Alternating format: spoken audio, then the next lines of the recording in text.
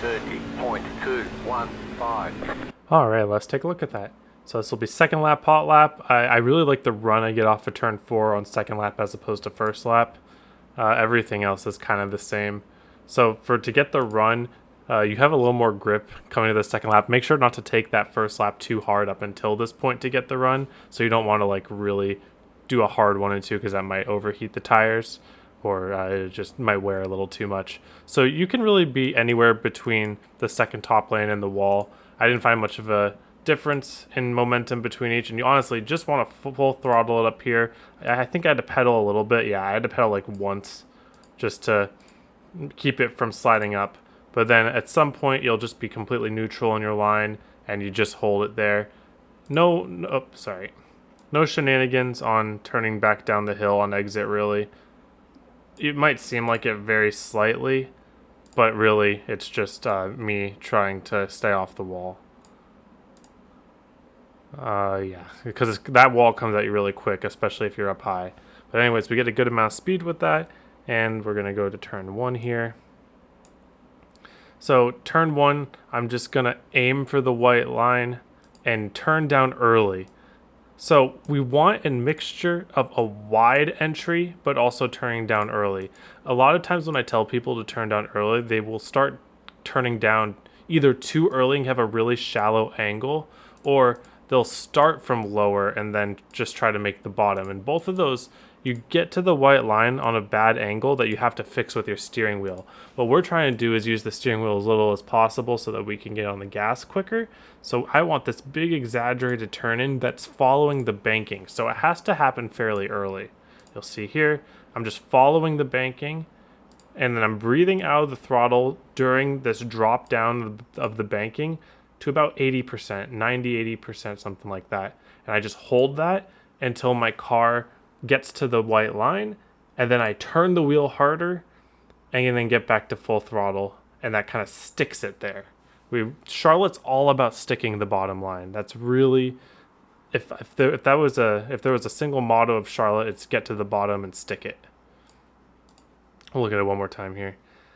Not much to it. You just breathe out, wait for it to get down to the white, and then full throttle, and just whatever means necessary, stick it there. And then let the car slide up off the corner naturally.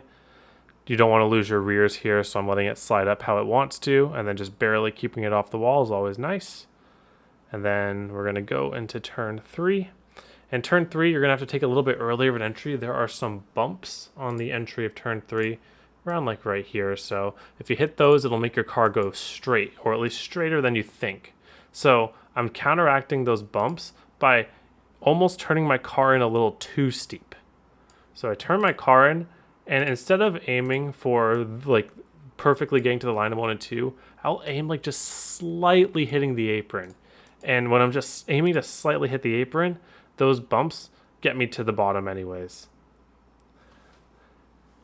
And then you just get back on the throttle. And the exit of 3 and 4, if you're able to stick the white line, is really easy because it's literally just driving it up to the wall.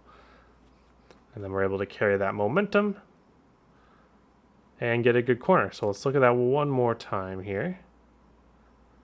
Full, no stopping 3 and 4.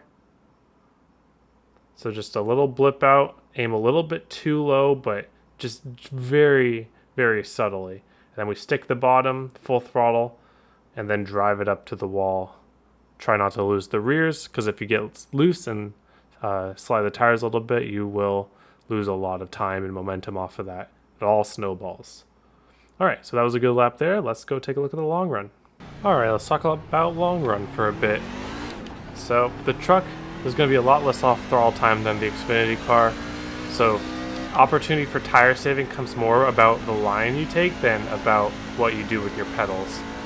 But your pedals do come into play because we're not necessarily full throttle here, but there's just a lot less room for saving. Like, you can't really let out going into the corners too much compared to other people, or else your car will just bog down. So what we're really going to focus on here is just staying on the bottom and using slightly early entries to make sure that we stick to the bottom. So just for the short run line, a little bit off the throttle, make sure you hold the partial throttle until your car is staying on the bottom line without you moving the wheel at all. So like for instance, I'm going to turn in here a little bit early, hold the partial, car is not really sticking, and then I started sticking, and that's when I pulled up the throttle. Now this is going to be a little slow compared to our hot lap because we were really pushing there.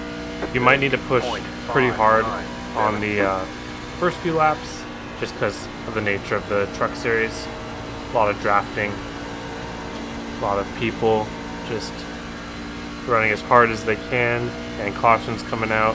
So it's really up to how you strategize your race, how much you value track position over tires.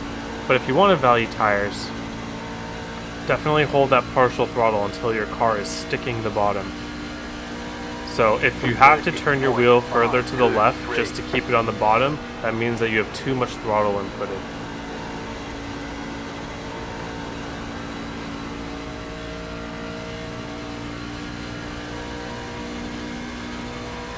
It should feel really comfortable. You shouldn't feel loose because the car doesn't really get loose.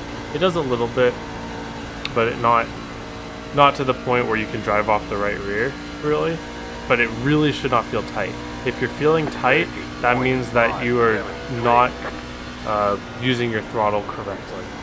You're either not getting off early enough and long enough, or you're getting on the throttle too early, coming off the corner.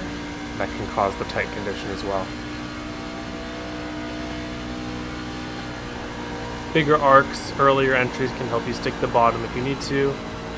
That actually starts getting the car a little looser than if you take those shallow entries. I think I said this in the B-Fix video too. The top line may come into effect, like wall ripping, like up here. I don't think it will though, because I mean it's decently fast like you saw, but it's a pretty harsh on tires, especially in 3 and 4. 3 and 4, you have to let the car breathe a lot more before getting in the throttle, and the corners just in general a lot tighter. I think 1 and 2, it's potentially the top could be viable, especially if you're just looking for a lane to not get aero blocked by somebody. So just keep that in your back pocket in at least 1 and 2. 3 and 4 though, I just don't like that top line in 3 and 4.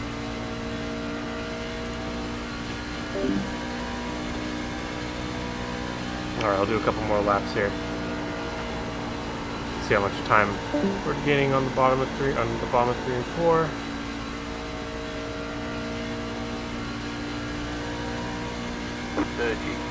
.702.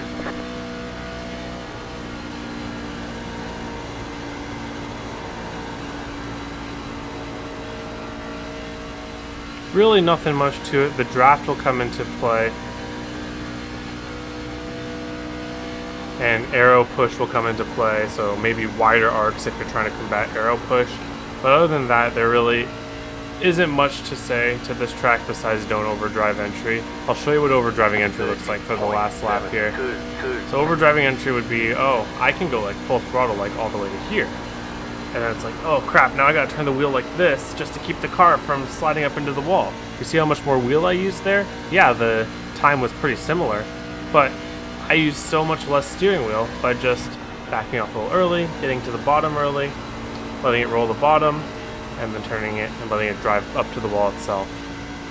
Big difference in how much steering wheel you use, and remember, the amount of steering wheel you use is essentially how much tire you're wearing. Speaking of tires, let's go check our tires and make sure that we are wearing them evenly. Besides that last corner, but that shouldn't make too